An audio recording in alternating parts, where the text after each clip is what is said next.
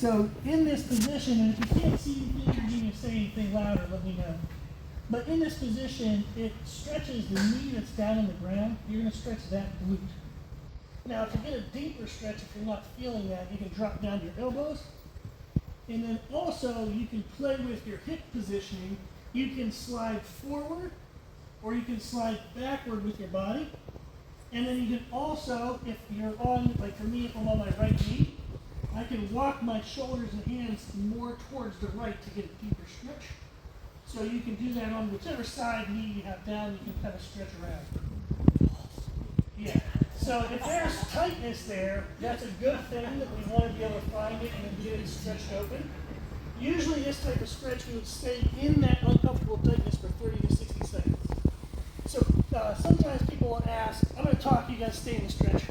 And sometimes people will ask, does doing a static stretch put you at risk of like a muscle tear when you do explosive lifts? That's it's way over exaggerated that's actually a concern for most people. So it really isn't an issue. It's better that you're going to move healthy with muscles that feel balanced rather than worrying about any type of tear that you're going to get from a 30-second stretch. You can go ahead and switch sides now if you haven't done the other side yet. So this is a nice simple stretch you can do. This is actually really good for people if they have plantar fasciitis, if you have tight calves. When we do therapy work for people, there's terms called upstream and downstream, to where if somebody has a pain in one spot of their body, sometimes it could be the joint above or joint below that has some tight musculature that's causing that pain. So it's nice to kind of stretch a little bit around whatever might be annoying. Okay, everybody did a good job. You come up to your knees now. So that takes care of our glutes for us. Then the next stretch we want to do is going to take care of kind of the front side of the hips. So I'm going to get into a half kneeling position. And you can pick whichever side you want to start with. And the side we're going to be feeling the stretch on is the knee that's on the floor. And in this position, what I want to do is keep my torso upright, but try to bring my hips forward like this. Now that already is going to create a stretch for a lot of people. And again, just make sure your torso is staying up.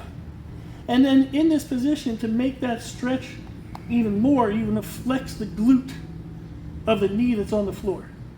So you flex that glute really hard and then continue to try to push your knees forward, your hips forward. And for most of you, you're going to feel that across the upper quadricep and the hip flexor. And then to get more of the adductor, I can take the lead leg and make it wider and shift my hips a little bit in more towards the midline of my body. So I'm going forward and then in. And that starts to stretch the adductor. And again, you can flex your glute really hard, and that helps push that muscle open even more. And this is, again, something you'd hold in for about 30, 60 seconds. I usually kind of move and twist around, find something that's uncomfortable. If I find it uncomfortable, I push into it even more. So it's a little bit of a psychopathic thing to do, but it helps. Yes. So we'll go ahead and switch sides. So when you're doing both of these, the glute one and then the hip flexor, you're looking at about a minute per side for both of them. So it's like 4 minutes. So 5 minutes if you count getting in and out of position. Pretty quick, easy warm up, but it helps our body feel prepared to squat. And then again, you can kind of lean in towards the center to get more of the adductor.